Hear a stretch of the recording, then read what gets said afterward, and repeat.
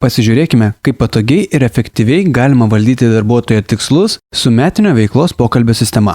Metinio veiklos pokalbio metu yra vertinami darbuotojų praėjusio laikotarpio iškelti tikslai ir nustatomi nauji tikslai naujam ateinančiam laikotarpiui.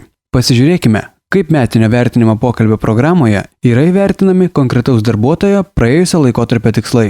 Į praėjusių metų tikslų vertinimo dalį yra automatiškai įkeliami tikslai iš praėjusių metų anketos. Tai ženkliai sutrumpina pasiruošimo pokalbiui laiką, nes vadovui nereikia kiekvienam pavaldžiam darbuotojui rankiniu būdu kopijuoti tikslus. Kairėje pusėje matome vertinamo laikotarpio tikslų sąrašą bei tikslų pasiekimo rodiklius ir jų svorius, kurie buvo nustatyti praėjusio metinio veiklos vertinimo metu. Dešinėje pusėje yra įvestas tikslų pasiekimo vertinimas esamo pokalbio metu.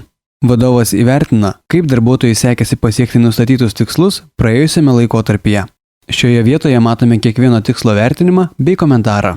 Pavyzdžiui, darbuotojai yra įvestas tikslas. Vadovai tereikia nurodyti tikslo pasiekimo procentą. Taipogi sistema automatiškai pateikia bendrą tikslų pasiekimo vertinimo rodiklį.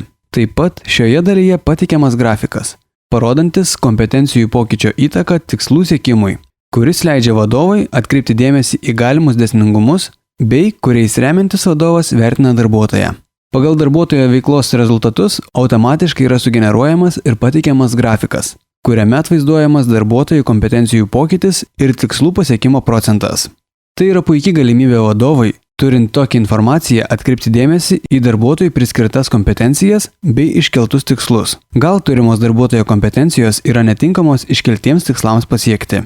Šią informaciją vadovui galima panaudoti siekiant geresnio darbuotojo tikslų įvykdymo.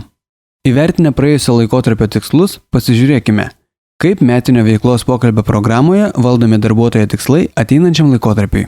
Dažniausiai ateinančio laikotarpio dalyje veiklos tikslai nustatomi atsižvelgiant į organizacijos bei padalinio ateinančio laikotarpio tikslus.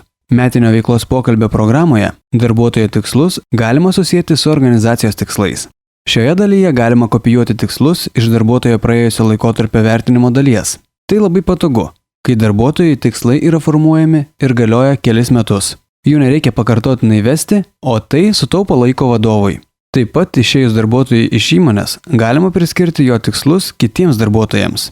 Taigi šioje dalyje matote suformuotus darbuotojų ateinančio laikotarpio tikslus, tikslo svorį ir komentarą. Taip pat galite lengvai įvesti ir naują veiklos tikslą darbuotojui, pasirenkant mygtuką kairėje. Jums telieka įvesti tikslą, nurodyti tikslo svorį, kuris apibrėžia tikslo svarbą tikslų kontekste, bei įvesti rodiklius šiam tikslui pasiekti. Taigi pamatėte, kaip patogiai ir efektyviai galima valdyti darbuotojo tikslus su metinio veiklos pokalbio sistema.